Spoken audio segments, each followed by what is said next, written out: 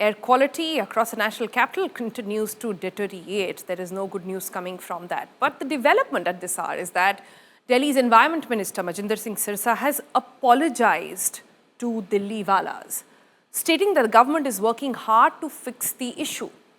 Now, his remarks come against the backdrop of the Delhi Chief Minister Rekha Gupta being booed at the Messi event at the Arun Jaitley Stadium in the national capital last evening.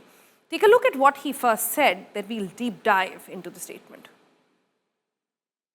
मैं दिल्ली के लोगों से माफी मांगता हूं, इतना कहना चाहता हूं 9-10 महीनों में कोई सरकार आपको पूरा का पूरा पोल्यूशन को साफ कर सके ऐसा असंभव है। लेकिन मैं दिल्ली वासियों आपको बताना चाहता हूं, आम आदमी पार्टी की सरकार जो बेईमानी करके चल कर गई है, हमने उससे बेहतर करके हर दिन का AQI कम करा है। मैं राहुल और प्रियंका जी से पूछना चाहता हूं, कहां थे आपके मास्क पिछले साल इससे ज्यादा पोल्यूशन था, पिछले साल इससे ज्यादा गंदे दिन थे। पिछले साल आज के दिन भी अगर हम बात कर रहे हैं तो 380 AQI था, लेकिन ना राहुल गांधी आपको दिखे ना प्रियंका गांधी दिखे, क्योंकि ये आम आदमी पार्टी के लाभ साफ लोग मिले हुए लोग थे और आज इनको ये सब बातें याद आई हैं। So what exactly was that? An apology delivered in the same breath as, again, blaming everybody else. The opposition Congress there, which hasn't been in power in Delhi for over a decade, or the Aam Aadmi Party, which also did a lot of blame game, if you'll remember, but at the very least did not introduce firecrackers into the mix. Because responsibility cannot be outsourced so easily, and here's what makes the turnaround even more striking. On that note, let me bring in Dr. Sanjeev Bagai on the program and Vimlendu Jha. Thank you both for joining us. Dr. Bagai, I have to first start by asking you, we've seen in the past 2 cancellations, very visible ones, of artists who refuse to come out and play. Perhaps not so much about what the people who will come there and feel exposed to AQI, but for their own lungs. This is Kavita Seth, hugely popular, especially with the Delhi crowd, and Palash Sen, who's also a native Delhi wala, by the way, both of them saying that the AQI is just not permitting them to put their own lives at risk. What happens when you sing, perform in like 500 plus AQI? Right. So I think much has been said about the statistics. First of all, good evening.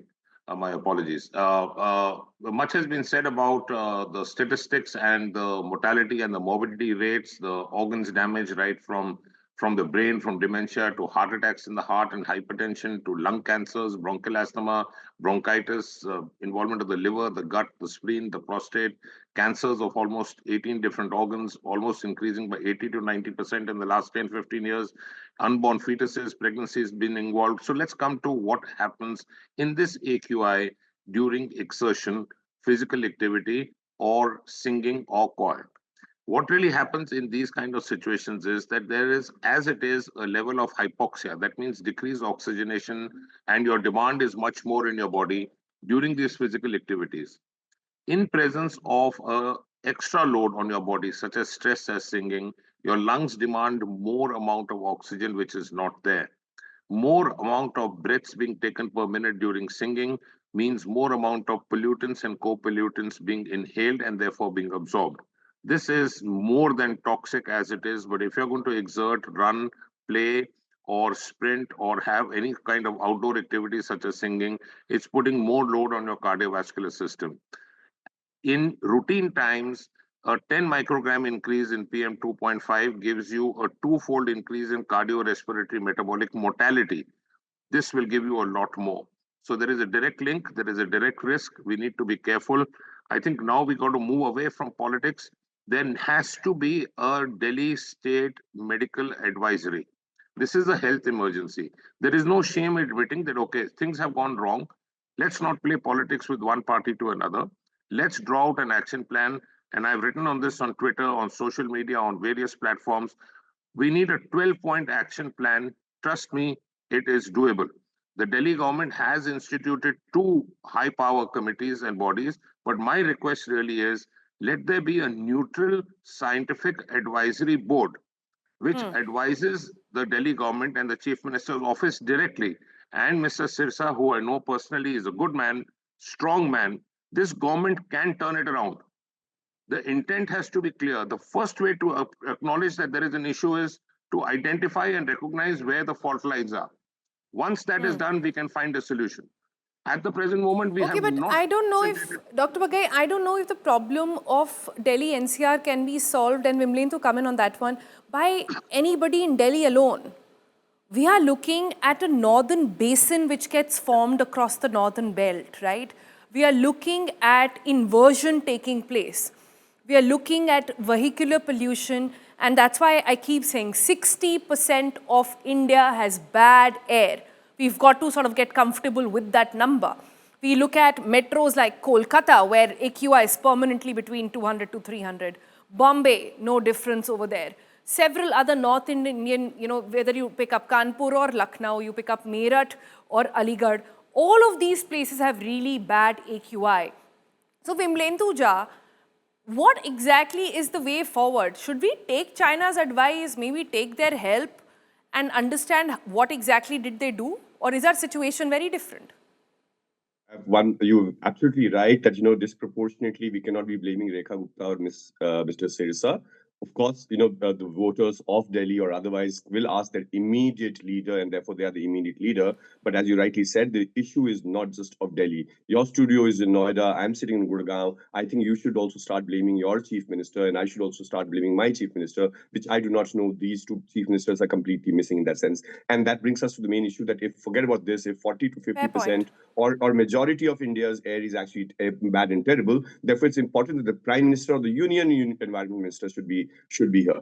That's very important. So it's not a Vidhan Sabha issue anymore. It's not a state-specific issue anymore. It's a regional issue. It's a national issue, and therefore it needs that national focus. It needs that national budget. It needs that revision in National Clean Air Program. Your question with regard to China's assistance, why not? As China was yesterday's New Delhi, and if they were able to solve it, why shouldn't we learn from them as if they're extending their assistance? And by the way, extending their assistance in terms of assisting their case study, what did they actually do? They were also very, very populous, a country, very, very aspirational country, very, very industrious in that sense. And of course, the pollution levels very, very similar to India. And what they actually did, first thing that Beijing did was allocated adequate resource for air pollution mitigation, which was actually 15,000 crores, almost 15,000 crores per year, which basically, if you look at India's budget for 6 years, is around 19,000 crores, and for 130 cities, so which comes to an average of 25. So what Beijing did, and Beijing case study should be a very, very important study and learning for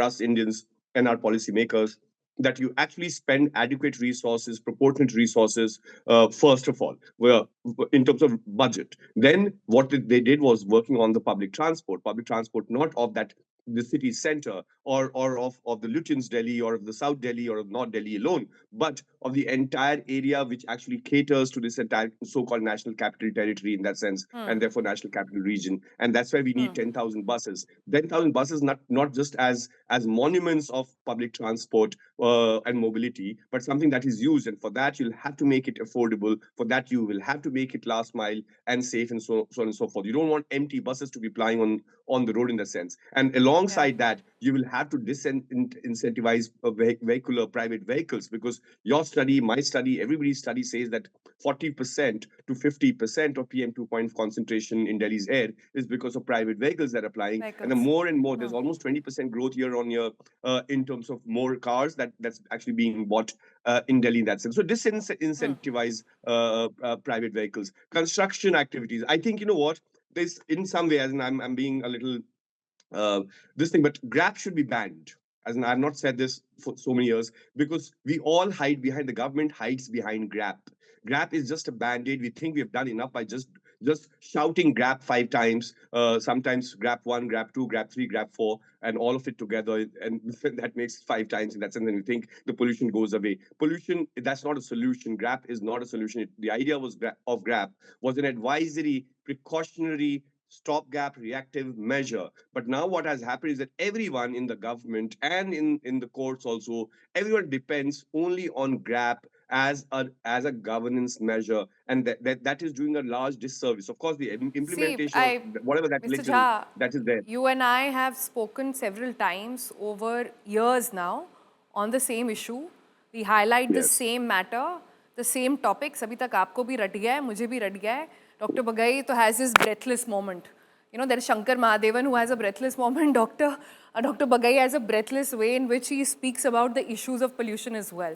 But let's not get carried away. I understand that you're saying the government hides behind GRAP. But the point is, this is also required. This year, we've had to fight for GRAP implementation also. I know. I mean, at 1,000 AQI, we had kids going to school. Absolutely, no doubt. I'm not saying GRAP shouldn't happen, but imagine GRAP is the only thing that happens then. You think that you've done your bit, the government thinks they have done their bit, the courts of our country think they've done their bit by just announcing GRAP in that sense, and that too very little, very late. And GRAP is not a solution.